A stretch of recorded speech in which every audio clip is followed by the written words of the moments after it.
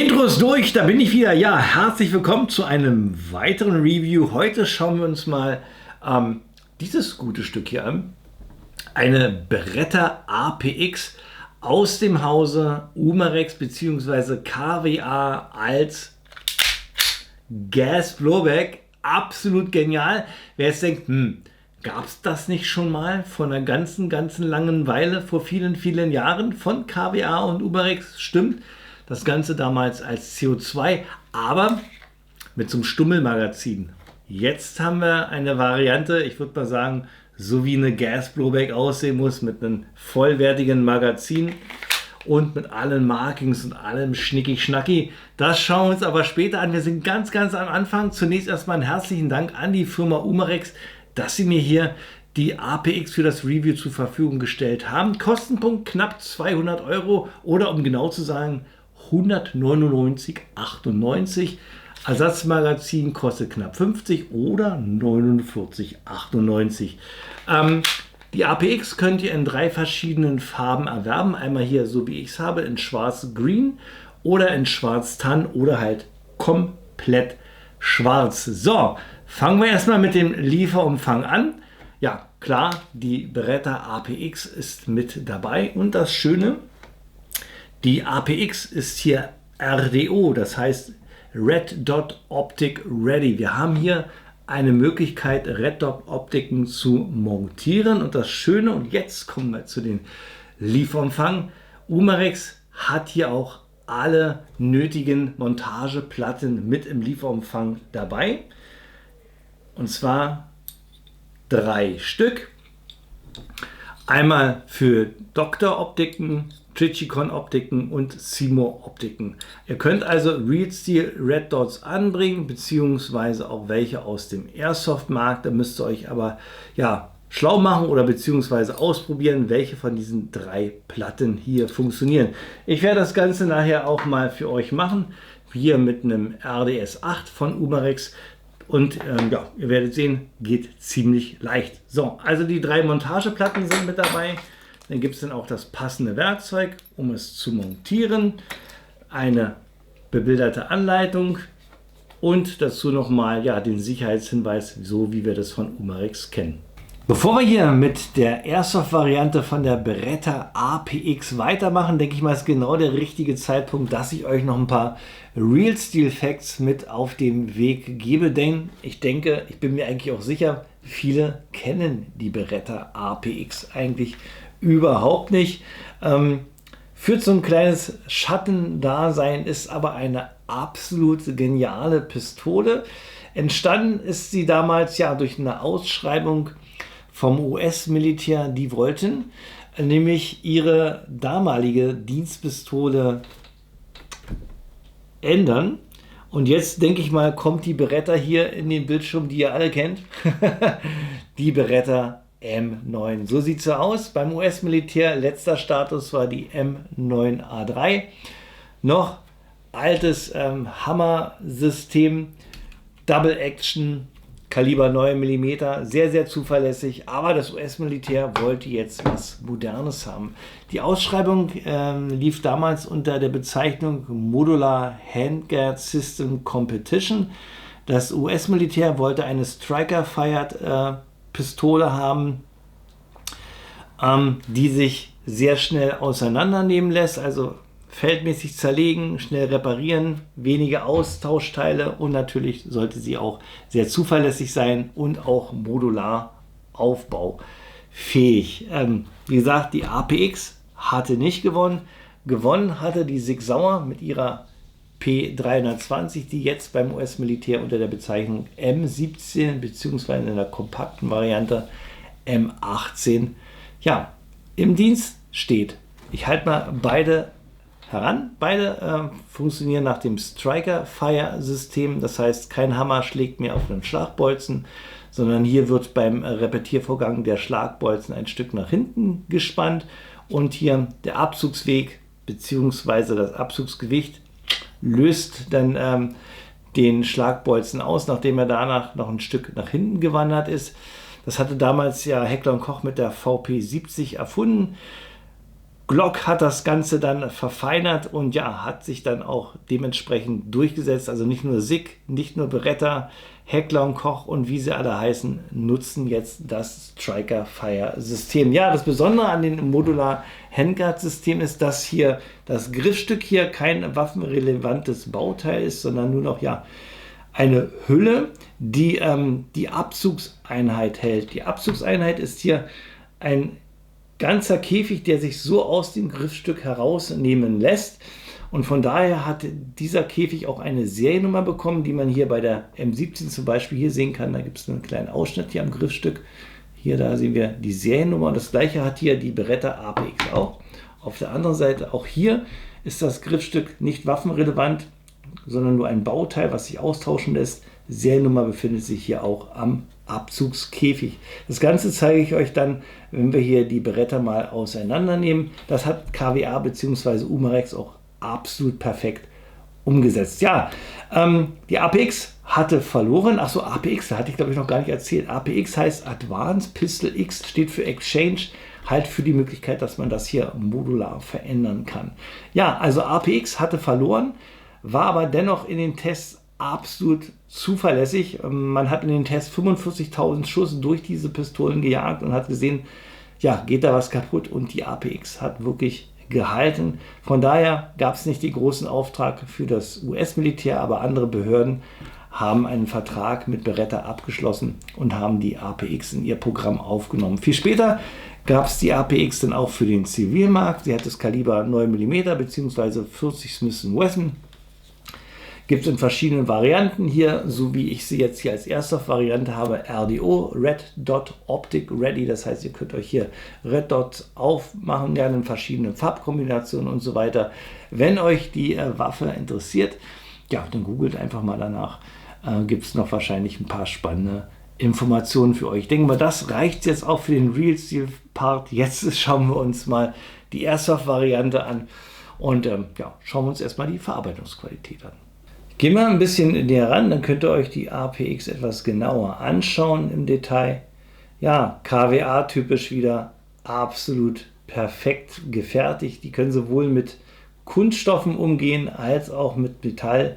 Fangen wir erstmal mit dem Griffstück an. Aus einem sehr, sehr stabilen Polymer gefertigt, fässt sich absolut fantastisch an, sitzt auch richtig fest, hat nicht das Gefühl, dass man hier irgendwas kaputt macht. Das scheint wie aus einem Guss, obwohl es zweiteilig ist. Das sieht man daran, dass man hier so ganz leicht die Gussnähte sehen kann. Die wurden auch schön begradigt von KWA. Absolut fantastisch.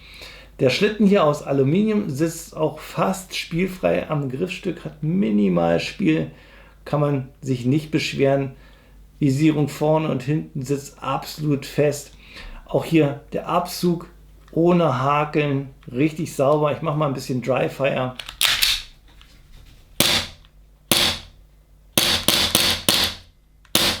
Schlitten bleibt beim letzten Schuss hinten.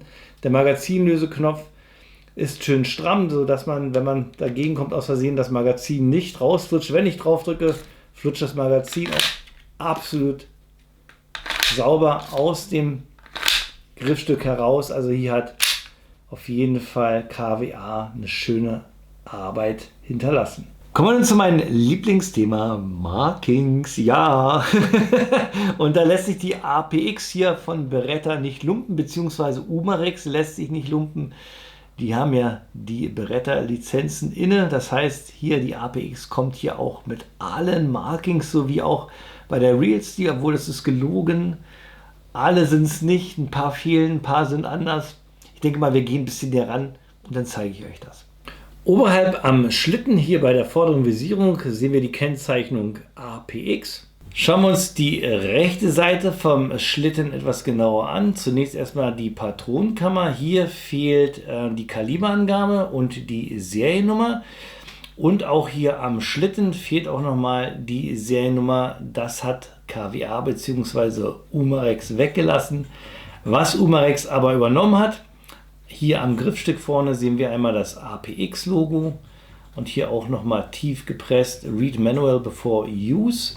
Was hier aber wieder fehlt, hier müsste auch noch ein Hinweis sein, Fired Without Magazine. Das ist bei der Real Steel so, das fehlt hier bei der KWA auch komplett. Machen wir weiter mit dem Griff. Da haben wir einmal schön tief ins Material eingelassen das große Beretta-Logo. Am Abzugsbügel unten finden wir den Hinweis Beretta Trademarks License bei Beretta Italy, made for Umarex Germany. Das finden wir so beim Original auch nicht. Und natürlich auch, was wir beim Original nicht haben, wir aber dringend benötigen hier in Deutschland, das F in 5-Eck und die Kaliberangabe 6 mm.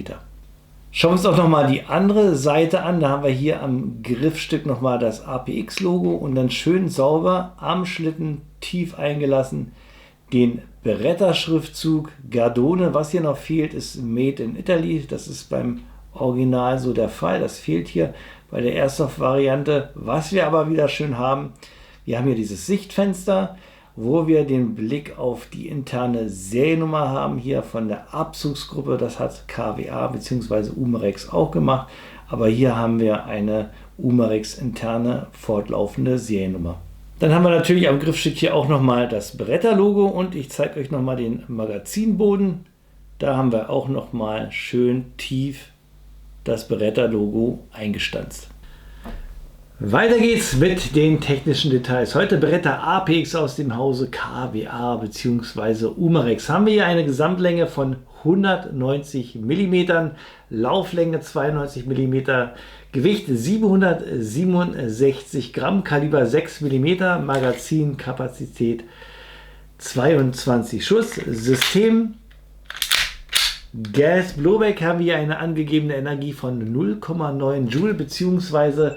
312 FPS. Das Ganze werde ich jetzt für euch im Chrono nachmessen und mache natürlich auch den Gaseffizienztest. Das heißt, ich fülle das Gasmagazin einmal komplett auf und schaue, wie viel Schuss ich mit einer Gasfüllung rausschießen kann. Ja, und danach geht es dann zum Schusstest auf 10 Meter. Ja, und danach sehen wir uns genau an dieser Stelle wieder.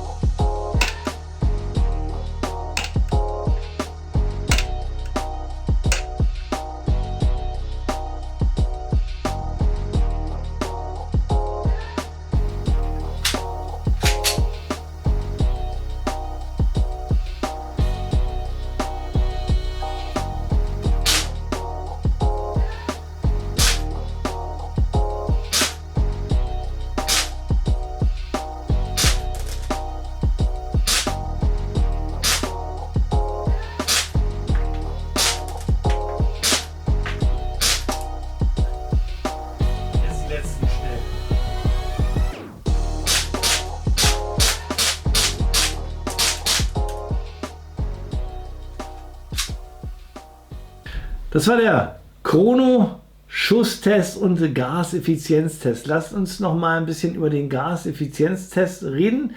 Da muss ich ehrlich sagen, bin ich absolut enttäuscht. Ich habe gerade mal 1,5 Magazine rausschießen können mit einer Gasfüllung. Ich habe das Ganze wiederholt mit Green Gas, mit richtigem Powergas, mit Black Gas. Ich habe mal das Magazin aufgewärmt. Ich bin fast knapp an 2 Magazine gekommen, aber es ist wirklich nicht viel besser geworden. Wenn man das vergleicht mit dem Referenzmodell, den VFC Glocks, ist das hier wirklich, ja, gerade von KWA bin ich da so ein bisschen enttäuscht. Es liegt nicht an der Abdichtung, denke ich mal, weil hier Gasrouter zu Nozzle sitzt eigentlich perfekt. Ich denke mal, das liegt ja irgendwie hier in dem oberen Bereich, diese ganze Mechanik, wenn der Schlitt nach hinten geht und den Hammer spannt. Ich habe so das Gefühl, als würde das so ein bisschen hakeln. Also am Anfang so und so, weil da wird ja der Hammer gespannt. Ja, dann ist es so ein bisschen schwergängig, aber jetzt ist ja der Hammer gespannt und wenn ich jetzt nochmal den Schlitt nach hinten bewege, müsste es eigentlich viel, viel flutschiger gehen. Aber dennoch hier ab dieser Position muss ich richtig Kraft aufwenden, um hier nochmal den Stück Weg weiter nach hinten zu gehen. Also hier hakelt es ein bisschen. Und ich denke mal, das ist der Grund, warum hier zu viel Gas verbraucht wird. Vielleicht ja, rubbelt sich das mit der Zeit ein, wenn ich hier noch mehr Schüsse rausgehauen habe. Keine Ahnung. Ansonsten beim Schießen, wenn ich jetzt hier so ein bisschen Dry Fire mache, ja, schön knackig, funktioniert absolut perfekt.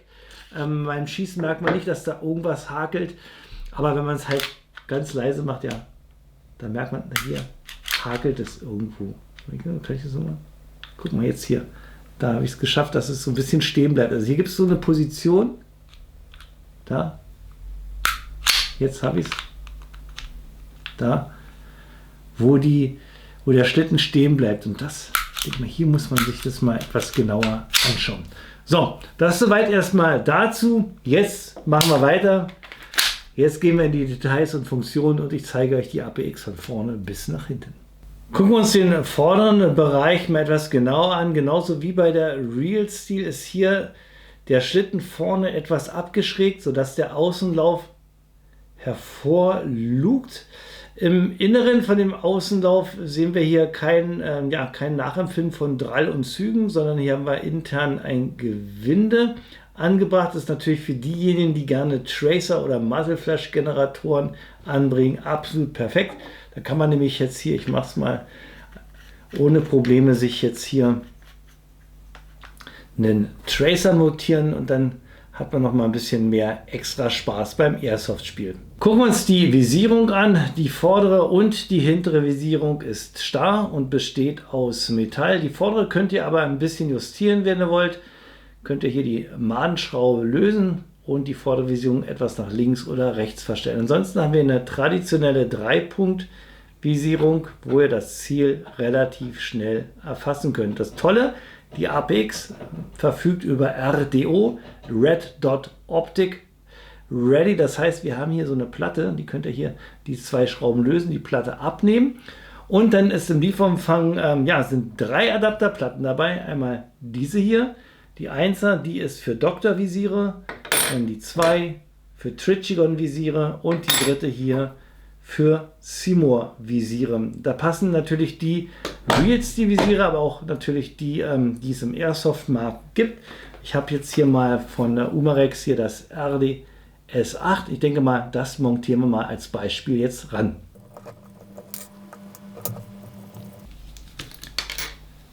So, ich lege die mal zur Seite, dass ich sie nicht verliere. Und jetzt könnt ihr die Platte einfach abnehmen. Ich habe jetzt hier das Umarex RDS8, da habe ich schon mal geguckt. Das Ganze ist hier für die Seymour-Platte gedacht. Passt hier absolut perfekt drauf. Ich setze es mal rauf. Ja.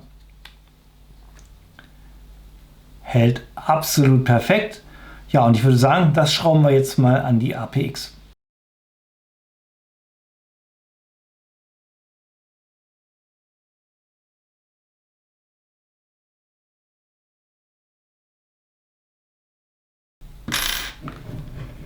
So, ich halte es nochmal komplett rein. Also ich finde, mit Rotpunkt macht die APX auf jeden Fall was her. Ich schalte mal an.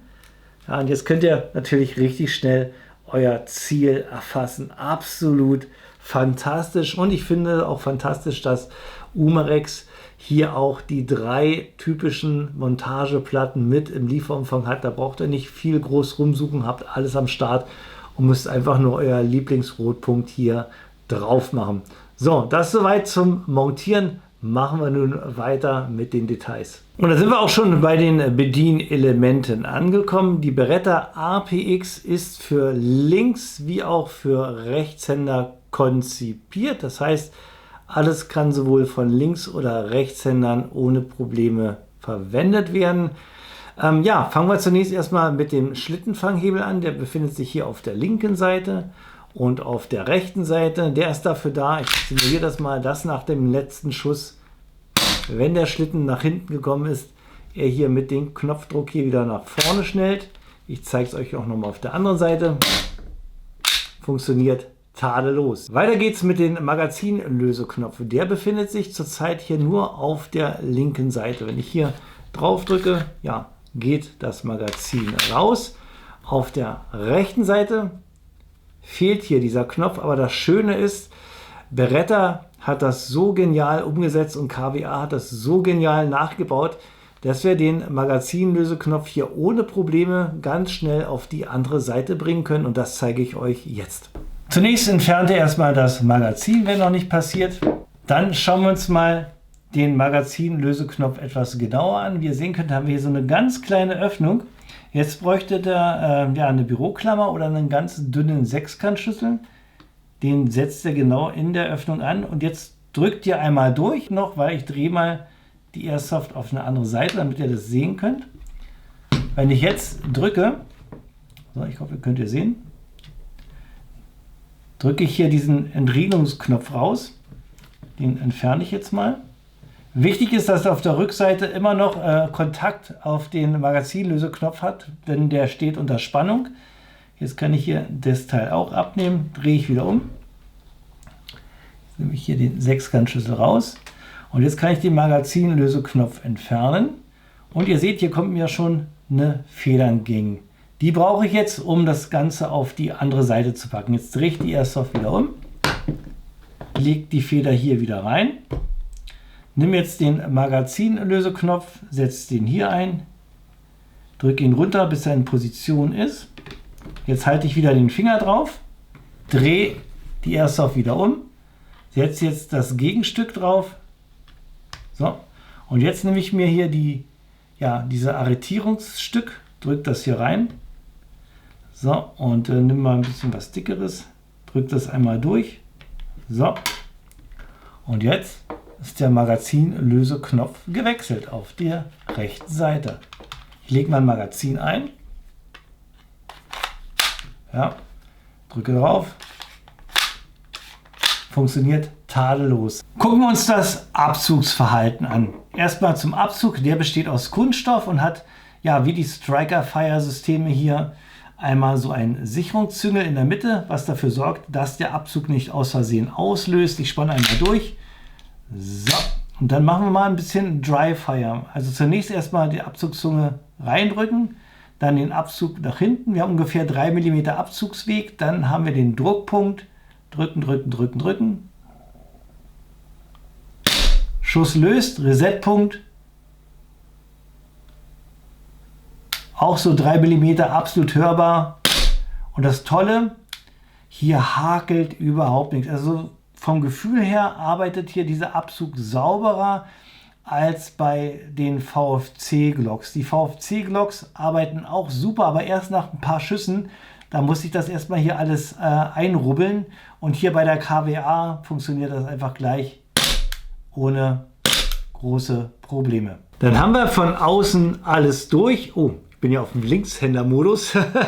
Und ihr seht, man kann ja ohne Probleme die APX auch auf den Linkshänderbetrieb umsetzen. Kannst du durchladen. Ja, Schlittenfanghebel, Magazinlöseknopf ist ein bisschen ungewohnt für mich als Linkshänder, aber funktioniert tadellos. Was jetzt noch übrig bleibt, sind die Internals bzw. das feldmäßige Zerlegen. Ja, und das machen wir jetzt. Zunächst entfernt ihr erstmal das Magazin, legt es zur Seite.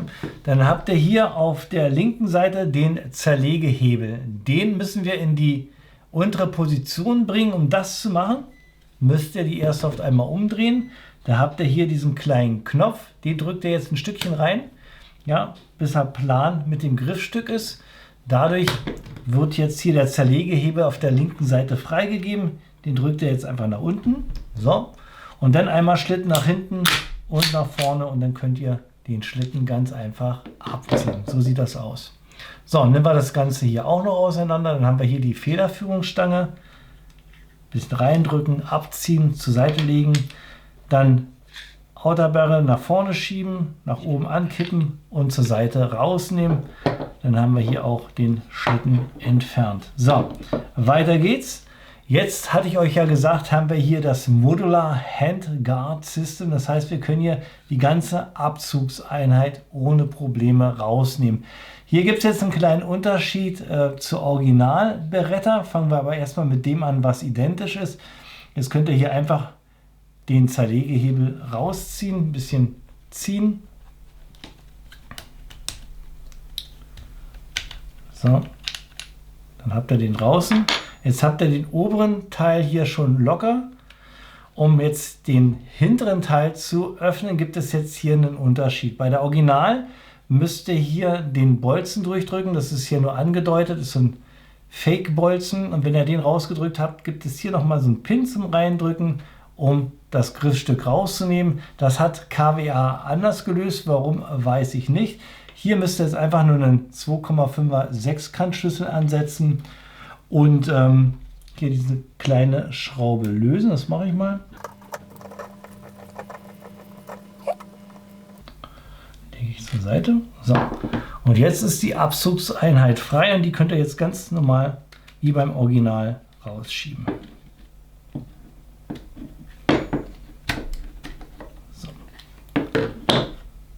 So sieht das Ganze aus. Ja, und hier sehen wir auch nochmal die Seriennummer. Schauen wir uns gleich nochmal im Detail an. So, dann haben wir hier das Griffstück. Und weil wir jetzt gerade an der Stelle sind, zeige ich euch gleich mal, wie man hier den Griffrücken tauscht. Seht ihr hier diese kleine Metallspange? Ja. Die müsst ihr jetzt einfach nur von links auf rechts drücken. Eigentlich mit dem Daumen auch machen, mal sehen, ob man das kriegt. Ich kann mit dem Finger ein bisschen nach da drücken. Und dann habt ihr hier am Griffrücken hier auch nochmal so ein kleines Loch. Da könnt ihr hier auch nochmal ziehen. So, dann habt ihr das entsperrt. Könnt ihr jetzt hier die Stange rausziehen. Da ist sie. Und jetzt lässt sich der Griffrücken einfach nach hinten abziehen. So sieht es aus. Von Umarex gibt es keine Ersatzgriffrücken. Vielleicht kommt da in Zukunft noch was. Ich weiß auch nicht, ob die Originalen von der Beretta passen. Wer das schon mal getestet hat, der schreibt es bitte in die Kommentare. So, und so habt ihr jetzt erstmal die APX teilzerlegt. Gucken wir uns den Schlitten mal etwas genauer an von innen. Und wenn ich hier so mal reinschaue, seht ihr, hat KWA mit der Beschichtung gespart. Hier innen drin ist es nicht schwarz. Und wenn ich mal etwas genauer gucke, so nach Aluminium sieht mir der Schlitten nicht aus. Vielleicht ist es doch irgendwie eine anderes Material, vielleicht doch Magnesium, keine Ahnung. Wer da mehr weiß, schreibt das bitte mal in die Kommentare. Ja, gucken wir uns noch Nozzle an. Schön führig im System, hat eine schöne Feder. Absolut spielfrei arbeitet das Ganze. Was mir hier noch auffällt, im hinteren Bereich, da haben wir so eine Abnutzung hier auf der einseitig. Vielleicht liegt da das Problem, dass wir hier diese schlechte Gaseffizienz haben, dass es hier an der Abzugseinheit hier irgendwo gegenkachelt. Das müsste man sich mal etwas genauer anschauen. Aber das wäre schon mal so ein Indiz. Ja, so sieht der Schlitten aus. Ja, machen wir mal weiter mit dem Outer Barrel. Hier haben wir an der Stelle so ein kleines Einstellrädchen. Hier könnt ihr das Hop-Up fein justieren. In die Richtung gedreht erleichtert ihr das Hop-Up, in die Richtung verstärkt ihr das Hop-Up. Ich habe mit 0,3 Gramm am besten Ergebnisse erreicht. Hier auf 10 Meter habt ihr ja gesehen. Ansonsten ja, wertig gefertigt das Ganze, hier auch nochmal gefedert. Macht das ja einen richtig guten Eindruck. Schauen wir uns den Abzugsblock an. Der Käfig besteht hier aus Aluminium. Noch ein kleiner Hinweis, hier an der Stelle befindet sich eine Feder. Die zeige ich mal kurz rein. Da ist sie.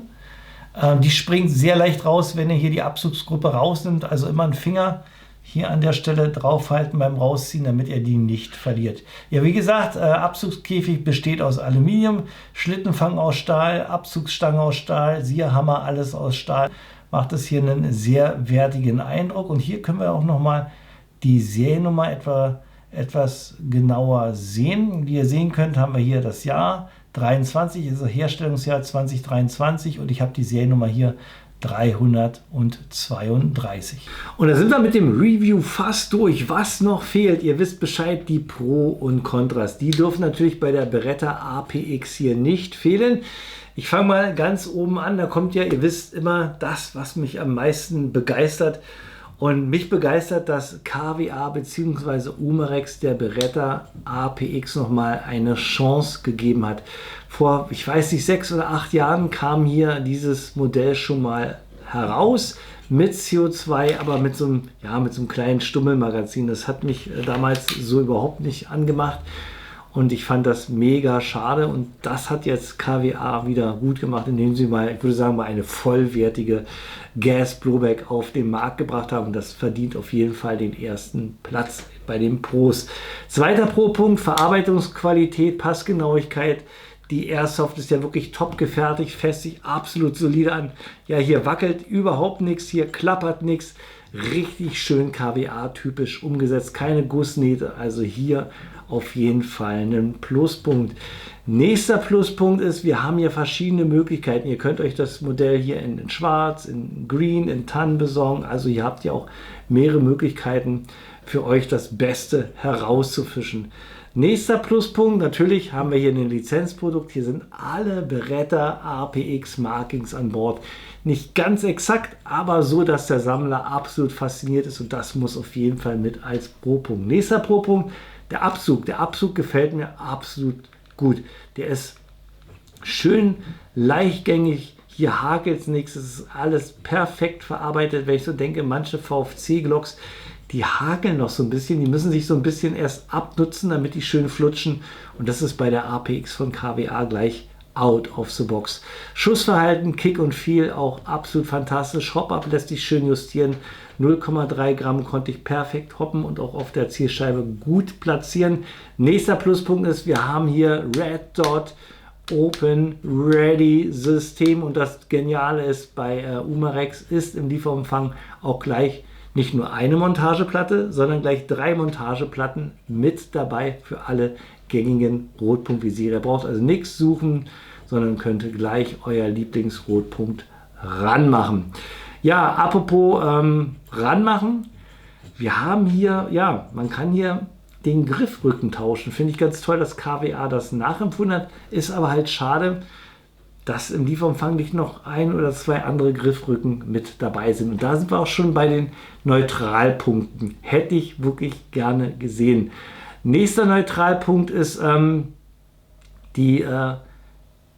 mache ich das doch, das mache ich als Gaseffizienz, mache ich mal erst als Neutralpunkt, weil ich nicht weiß, ob ich hier ein Montagsmodell habe. Sollte das bei allen anderen auch so sein, dann rutscht das natürlich als Negativpunkt ab. Aber ich mache zunächst erstmal als Gaseffizienz. Also die Gaseffizienz ist wirklich richtig schlecht. 1,5 Magazine bis fast, wenn ich Glück habe, 2 Magazine. Ich finde, das machen andere Hersteller besser. Um nochmal auf mein Referenzprodukt zu kommen, VFC Glock. Wahnsinn, was man da rausschießen kann mit einer Gasfüllung. Die haben eine absolut perfekte Gaseffizienz und das vermisse ich leider bei der KWA auch. Das sind soweit die Neutralpunkte. Machen wir weiter mit den... Ach nee, einen Pluspunkt habe ich noch. Den flutschen wir noch nach drüben, habe ich ganz vergessen. Die APX ist wie das Original beidseitig bedienbar. Also für links und rechts schützend und das Coole ist, wir können den Magazinlöseknopf genauso wie beim Original ganz easy von links auf rechts wechseln. Und ich denke, das muss noch als Pluspunkt rein. So, und jetzt kommen wir zu meinen Negativpunkten. Das ist der Schlitten. Der ist so ein bisschen, ja, der ist so ein bisschen hakelig. Der blockiert irgendwie immer so beim Repetieren. Ihr habt es ja gesehen, wo wir uns den Schlitten angeguckt haben beim Auseinandernehmen. Da gibt es irgendwo Abrieb und das muss ich mir mal etwas genauer anschauen. Dadurch leidet wahrscheinlich auch die Gaseffizienz. Ich mache das jetzt aber als Negativpunkt, weil das ja wirklich zu spüren ist. Beim Betrieb, so beim Schießen, merkt ihr es nicht, das Teil repetiert. Nach dem letzten Schuss bleibt der Schlitten in der hinteren Position, hat einen schönen Kick und Feel. Aber irgendwas stimmt bei der KWA nicht, aufgrund dessen ich diese schlechte Gaseffizienz habe. Aber ich denke mal, das wird sich noch klären, wenn ihr da unten mal ein bisschen was schreibt. So, dann sagen wir zum Schluss noch, ja, Negativpunkt, nö, habe ich weiter nichts. Ist eine richtig schöne Airsoft, gefällt mir absolut perfekt. Ich würde sagen, machen wir jetzt weiter mit meinem persönlichen Fazit und der Kaufempfehlung. Schaut sie euch an, die Beretta APX. Gerade in der Kombination mit dem Rotpunkt, finde ich, sieht das absolut genial aus, oder? Von daher, rein optisch, gibt es von mir auf jeden Fall eine Kaufempfehlung. 199,98 inklusive 3 Montageplatten. Ist das ein richtig schönes Preis-Leistungs-Verhältnis. Ich hätte aber gerne noch so noch 1 oder 2 Griffrücken mit dabei gehabt, dann wäre das wirklich perfekt gewesen. Aber man kann ja nicht alles haben. Ihr habt die Möglichkeit, euch hier dieses grün-schwarze System zu holen, was ich persönlich noch am schicksten finde. Tannschwarz oder komplett schwarz. Da ist wirklich für jeden Geschmack etwas dabei. Das Einzige, was geschmacklich so ein bisschen bitter aufstößt, und das ist mein Problem, was ich mit meiner APX habe, das ist die Gaseffizienz und dieser hakelige Schlitten. Ich hoffe inständig, dass ich ein Montagsmodell habe und dass alle anderen dieses Problem nicht haben. Von daher, ich wiederhole mich, aber bitte schreibt unten in die Kommentare, alle, die eine APX haben, ob ihr das gleiche Problem habt, so wie ich denke mal, das ist gerade für diejenigen wichtig, die noch nicht so wissen, ob sie sich die zulegen sollen oder nicht. Generell würde ich eine Kaufempfehlung rausgeben für alle Sammler. Denen ist es so egal, ob man damit ein Magazin raushauen kann oder 100 Magazine raus kann. Wichtig ist, dass das Teil schießt, repetiert, dass vorne was rauskommt und dass es so einigermaßen akkurat auf die Zielscheibe geht. Und natürlich, dass alle Markings dabei sind. Und das ist bei der APX auf jeden Fall dabei. Bei den Spielern, die haben ganz andere Punkte, die für die wichtig sind, und da zählt unter anderem ja auch die Gaseffizienz mit dabei und ja ein smoothes System. Von daher, ja, bitte schreibt unten, wie bei euch die APX läuft, denn ich denke mal, das ist wirklich wichtig. Das war es jetzt auch gewesen von mir. Ich lade noch mal durch. Ja.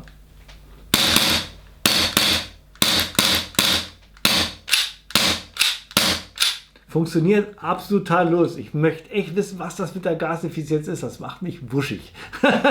Okay, das war es jetzt von mir gewesen. Bruce BB2K Airsoft Channel. Schön, dass ihr hier bis zum Ende durchgehalten habt bei meinem Review. Bleibt mir nur mein Endspruch. Wer meinen Kanal noch nicht abonniert hat, klickt mal da oben drauf. Unten gibt es ein weiteres Video von mir. Wir sehen uns beim nächsten Review wieder. Ich hoffe, gesund und munter. Macht's bis dahin gut. Euer Bruce.